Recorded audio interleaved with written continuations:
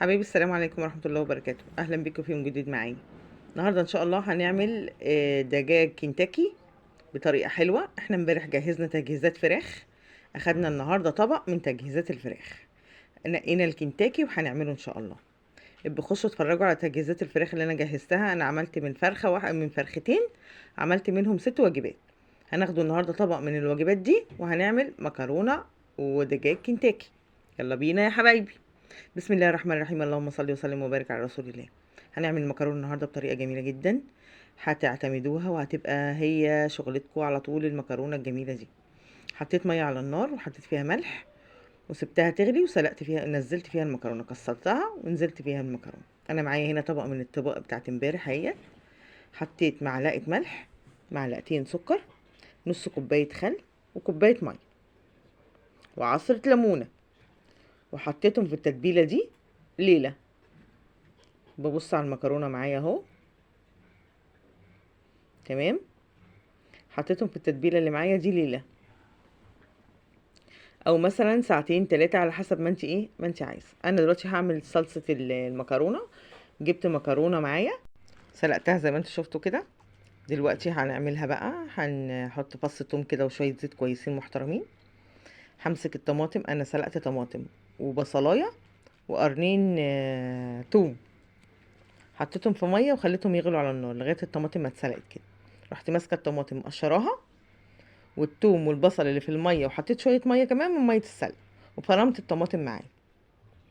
دي الطماطم بتاعتي. انتي لو الطماطم بتاعتك خضرة ممكن تحطي باكو صلصه كمان معاها. لو حمرا زي بتاعتي استكفي بكده.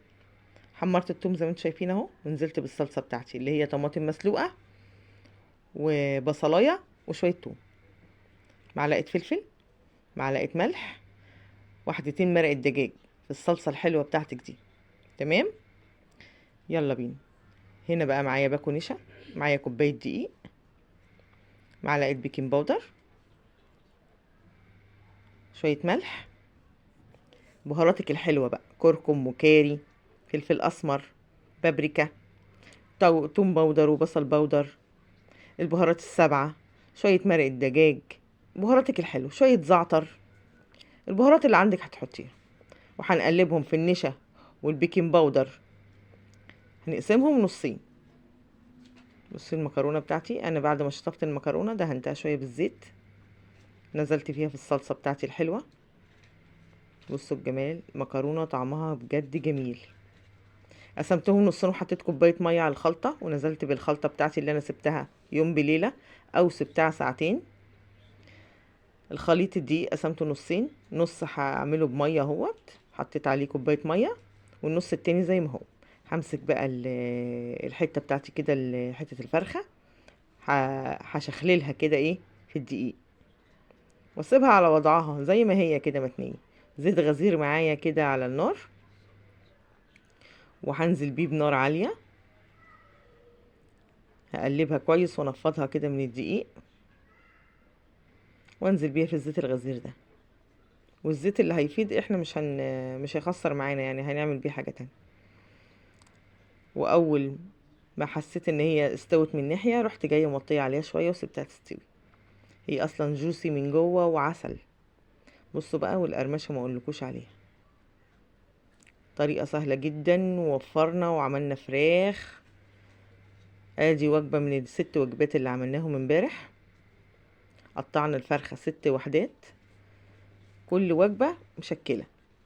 ادي البانيه بتاعي، بصي بصي كنتاكي ده ولا مش كنتاكي، وبيقرمش. والمكرونه عسل، بصي ما فيهاش حته قشر طماطم. قشرت الطماطم ونزلت بيها عسل. سلقت الطماطم وحطيت معاها فصين توم وبصلايه اتسلقوا، رحت نازله مقشره الطماطم ونازله بالبصل وبالثوم اللي كانوا مسلوقين.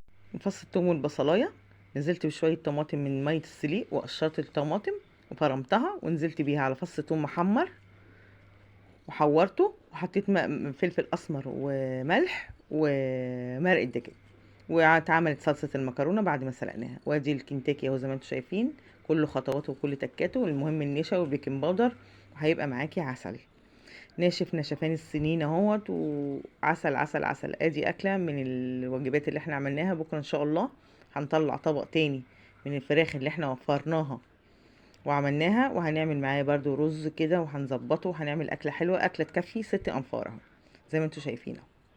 يبقى وفرنا في الفراخ وعملنا اكله حلوه جديده لاولادنا وهيفرحوا بيها قوي. ايه رايكم في الجمال ده؟ دعموني بقى، وعايزه شير كده ولايك حلو منكم وكومنت عسل كده يفرحني. ومعانا كل جديد ان شاء الله باذن الله، وهنوفر يعني هنوفر. تمام. بصوا المكرونه وصلصتها جميله قد ايه، الصلصه دي حلوه جدا هتعجبكم جدا والله، حلوه قوي. والفراخ مقرمشه وكريسبي وعسل وجوسي من جوه وجميله جدا. يا رب النهارده تكونوا استفدتوا مني واكون افدتكم لو باي شيء.